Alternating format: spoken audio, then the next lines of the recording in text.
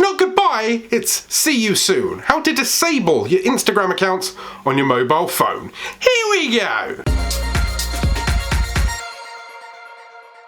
Sometimes you need a brain reset, sometimes you just need time away from social media. And one of the best ways to do that is just to disable your social media accounts. So, why don't go and disable your Instagram account now? Okay, so to get started, you can't disable your account from the Instagram app. You'll need to go to a browser and go to Instagram.com and load into your profile page. Now, you're used to this page, it's where all your information happens to be.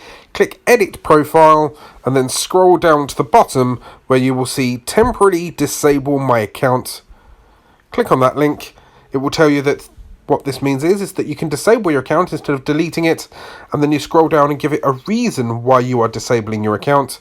Privacy concerns, want to remove something, created second account, too busy, concerned about data, just need a break, too many ads, something else, for example. And then you click Done, enter your password, and then this little bit at the bottom that says Temporarily Disable Your Account. When you press the button below, your photos and comments and likes will be hidden until you reactivate your account by simply logging back in. If you need more help with any Instagram tricks and tips, I've done a playlist up here. Go out there, start creating.